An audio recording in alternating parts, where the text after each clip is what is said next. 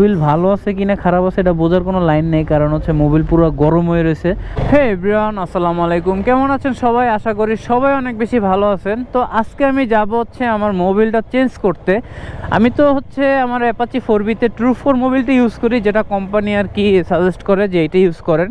So ওইটা দিয়ে normally হচ্ছে আমি 1800 কি প্লাস 2000 কিলোমিটার চালাই, এর বেশি চালাই না, কারণ কোম্পানি বলে যে 2000-এর বেশি চালানো উচিত না।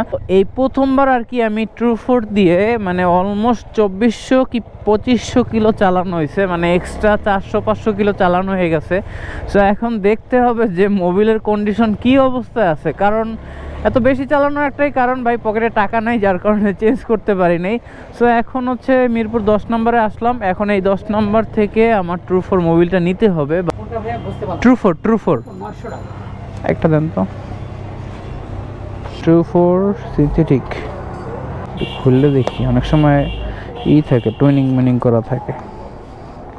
এখন এই মোবিলটা নিয়ে সার্ভিস সেন্টার চলে যাই। সার্ভিস সেন্টার চলে আসলাম, এখন হচ্ছে আমি আমার মোবিলটা ড্রেন দেবো। এই ইঞ্জিন কিন্তু গরম আছে, হ্যাঁ আগে ঠান্ডা হোক। True 4 দিয়ে নর্মালি হচ্ছে আমি চালাই হচ্ছে 1800 কি 2000 কিলো। সো এইবার একটু বেশি চালানো হয়েছে, এবার চালানো হয়েছে অলমোস্ট 2391, মানে 2400 কিলোর মতো চালানো হয়েছে, মানে 400 কিলো এক্সট্রা। সো এখন দেখবো যে এই 400 কিলোতে আমার মোবিলের কন্ডিশন কি অবস্থায় আছে। আর True 4টা কেন ইউজ করি, কারণ এটা হচ্ছে আমার মানে আমার বাইক কেনার পর থেকে শোরুম আর কি এটাই সাজেস্ট করে যে এইটা ইউজ করেন। সো আমি আর চেঞ্জ করি নাই, অনেকে SPX, মোটুল আরও বিভিন্ন ধরনের মানে মোবিল আছে ওইগুলো ইউজ করে, আর True 4টা থেকে আমি বেস্ট সার্ভিস পাই, যার কারণে আমি আর চেঞ্জ করি নাই। তো এই লুকিং গ্লাসটা লাগানোর কারণটা হচ্ছে নতুন লুকিং গ্লাস কেনার মতো টাকা নাই, আগেরটা রিক্সাওয়ালা মামা ভেঙে দিছে। সো আপাতত এটা থাক, একটু ছাপড়ি রাইডারের মতো থাকুক, পরে ঠিক করে নিব অনেক। আচ্ছা, মোবিল বুঝবো কিভাবে যে এটা ভালো কন্ডিশনে আছে না খারাপ? মানে হালকা আঠা থাকলে ওইটা ভালো অবস্থায় আছে। হ্যাঁ, এখন তো গরম, এই কারণে বুঝতে পারবো না, পানি পানি হয়ে গেছে। আচ্ছা,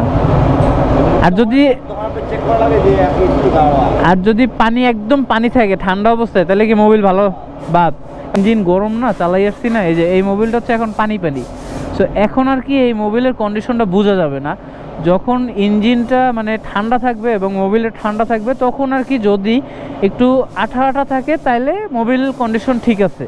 আর যদি এরকম পানি থাকে, মানে এর থেকেও পানি থাকে, তাহলে ভাই বুঝতে হবে যে মোবিল শেষ, মোবিলের টেম্পার অনেক আগেই শেষ। অনেকে হচ্ছে 4B-তে SPX লাগায়, মোটুল ইউজ করে, মানে যে যার মতো পারফরমেন্স ভালো পায় ওইটা। তো আমার True 4-এই ভালো পারফরমেন্স পাই, সো আমি আর কি নতুন চেঞ্জ করি না, যে ভাই দরকার নেই, কারণ True 4 আমি 900 টাকা 950 টাকা পাইতেছি, আর SPX-টা যদি নেই তাহলে অলমোস্ট 1200-1300 টাকা পড়বে।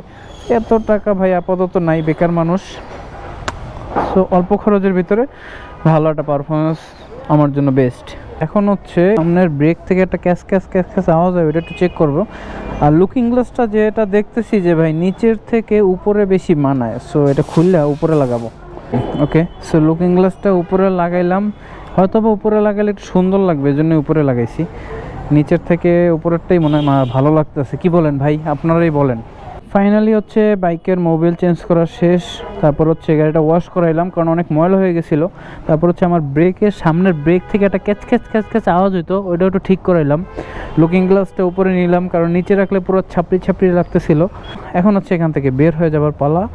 কয়টাকে কি আসলো এটা চেক করে দিই। 4B রাইডার আছেন তারা অবশ্যই একটু কমেন্ট বক্সে জানাবেন যে কে কোন মোবিলটা ইউজ করেন এবং কোন মোবিল দিয়ে কত কিলোমিটার পর্যন্ত চালান, একটু কমেন্ট বক্সে জানাবেন। এবং একটা মোবিলে রাখারই চেষ্টা করবেন, মোবিল বারবার চেঞ্জ করলে কি ইঞ্জিনের উপরে একটা মানে ধরেন আপনি যদি চুলে বিভিন্ন ধরনের শ্যাম্পু ইউজ করেন তাহলে তো চুল পড়বেই, যে কোনো একটা শ্যাম্পু ইউজ করলে চুলটা ভালো থাকবে। তো তেমনি ইঞ্জিনে যে কোনো একটা মোবিল ব্যবহার করাটাই ভালো, বারবার চেঞ্জ না করাটাই উচিত। হয় যদি চেঞ্জ করতে চান তাহলে একবার চেঞ্জ করবেন, এর বেশি চেঞ্জ করাটা উচিত না। এই ছিল আজকে আমার ভিডিও। যদি ভিডিওটা ভালো লাগে থাকে অবশ্যই একটা লাইক করবেন, কমেন্ট করে জানাবেন যে কেমন লাগছে।